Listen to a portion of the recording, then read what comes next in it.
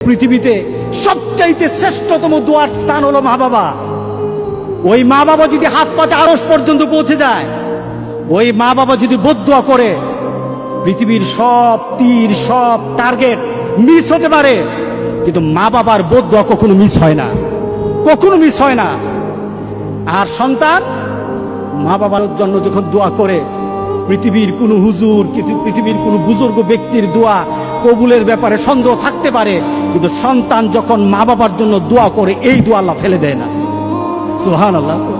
কারণ মা বাবার এই দোয়াটা শিখিয়ে দিয়েছেন আল্লাহ সুবহানাহু ওয়া তাআলা, রব্বির হামহুমা কামা রব্বায়ানি সগীরা।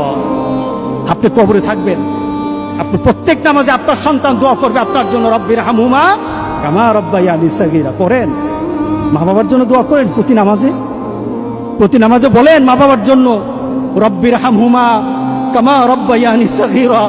আপনি দোয়া করেন, দেখবেন আপনার দোয়ার কারণে আপনার সন্তান আপনার জন্য দোয়া করছে। আপনাকে আল্লাহ যেন এমন সুযোগ করে দেয়, এমন কুলাঙ্গার সন্তান যেন আমাদের সন্তানগুলো আল্লাহ না বানায়। সবাই বলেন আল্লাহুম্মা আমিন। আপনার দালান, আপনার বাড়ি, আপনার সম্পদ, আপনার ব্যবসা, আপনার পৃথিবীর প্রতিপত্তি যত কিছু আছে, সব আপনি দুনিয়াতে ফেলেই চলে যেতে হবে, কিন্তু সন্তান কিন্তু আপনাকে ছেড়ে দিবে না। সন্তান আপনাকে ছেড়ে দিবে না। ভালো সন্তান রেখে যাবেন, কবরে শুয়ে শুয়ে আপনার সন্তানের দোয়া পাবেন। খারাপ সন্তান রেখে যাবেন, কবরে বিপদ বিপদ বিপদ চলতেই থাকবে। আল্লাহ আমাদের সবাইকে হেফাজত করুক। আমিন বলি।